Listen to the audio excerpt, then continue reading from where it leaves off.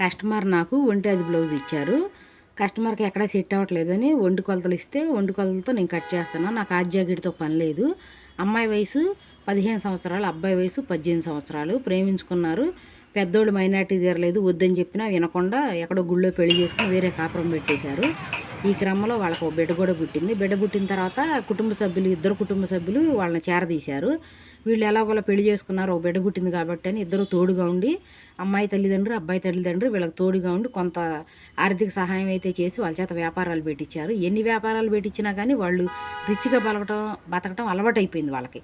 ఇంకా వాళ్ళు పని చేయరు, వ్యాపారం సరిగ్గా చూసుకోరు, హోటల్లో తినటం, సినిమాలకి షికారులకి వెళ్తాం, కారుల్లో తిరగటం, ఇంక ఇదే పని. అప్పులు చేయటం, కారుల్లో తిరగటం, రిచ్గా బతకటం, హోటల్లో తెచ్చుకోవటం, తినటం. ఈ పెద్దలిద్దరూ సహకరిస్తున్నారు కాబట్టి వాళ్ళు ఇంకా ఇష్టం వచ్చినట్టు అప్పులు చేసేసి ఈ ఊరు కాదని ఇంకొక ఊరు, ఆ ఊరు కాదని ఇంకొక ఊరు, ఇట్లా కొన్ని సంవత్సరాలు అయిపోయిన తర్వాత పిల్లలిద్దరికీ కొంచెం 10 ఏళ్ళు అట్లా వచ్చేసేసినాయి, 10-15 ఏళ్ళు.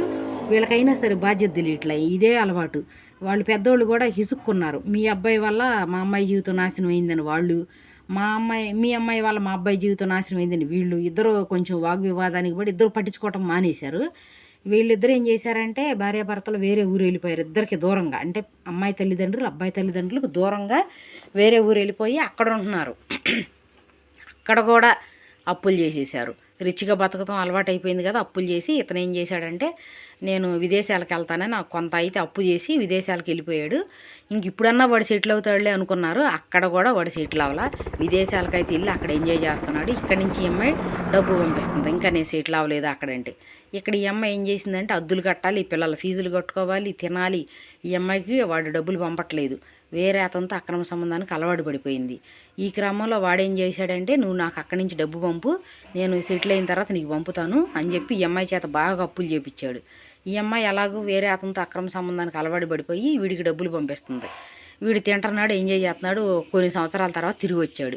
వీడికి అర్థమైపోయింది ఈ అమ్మాయి వేరే అతనితో ఇన్లీగల్ కాంట్రాక్ట్లో ఉంది అని. అర్థమైపోయి కొంత అమౌంట్ అయితే తెచ్చిచ్చాడు. ఆ అమౌంట్ బాకీలకి సరిపోలేదు. వీడు మళ్ళీ వెళ్ళేటప్పుడు నేను వెళ్తున్నాను మళ్ళీ తెచ్చిస్తాను నీకు అని చెప్పి ఇంకా కొంత అమౌంట్ అప్పు చేశాడు. ఈ అమ్మాయి అప్పు ఇచ్చింది అతని దగ్గరే, వేరే అతనితో అక్రమ సంబంధం పెట్టుకుంది కదా, అతని దగ్గర నుంచి అప్పు తెచ్చి ఇచ్చింది. వీడు చక్కగా వెళ్ళిపోయాడు.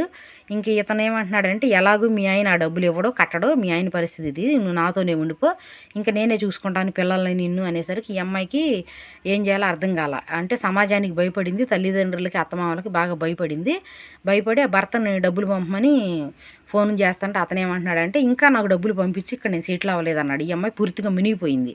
ఇంకేం చేయాలో అర్థం కాక సూసైడ్ చేసుకుని చనిపోయింది. చనిపోయిన తర్వాత పిల్లలు అన్యాయం అయిపోయారు. వాడు ఆ దేశం నుంచి రాడు ఇక్కడికి, ఈ పిల్లలను చూడడు. ఈ అమ్మాయి తల్లిదండ్రులు అబ్బాయి తల్లిదండ్రులు ఏమంటున్నారంటే మాకేం సంబంధం, మీ అబ్బాయి వల్ల మా అమ్మాయి చనిపోయింది, మేము ఈ పిల్లలను చూడమని వాళ్ళు, మీ అమ్మాయి వల్ల మా అబ్బాయి విదేశాలకు వెళ్ళిపోయాడు, అప్పుల పాలైపోయి మీ అమ్మాయి ఖర్చు ఎక్కువ పెట్టిందని వీళ్ళు. ఇద్దరు కలిసి ఈ పిల్లల్ని ఎవరు పట్టించుకోవట్లే. పిల్లలు అనాథలు అయిపోయారు. నేను చెప్పేది ఏంటంటే కూర్చుని మాట్లాడుకోండి. చనిపోవటం మార్గం కాదు. చనిపోవటం వల్ల పిల్లలు అన్యాయం అయిపోయారు.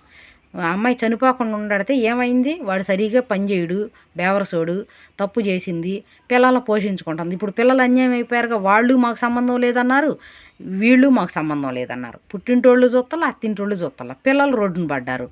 ఆ సామాన్ అంతా అమ్మినా కానీ వాడు బాకీలు కట్టడానికి డబ్బులు సరిపోవాలి. వాడు ఆ దేశం నుంచి దిగిరాడు.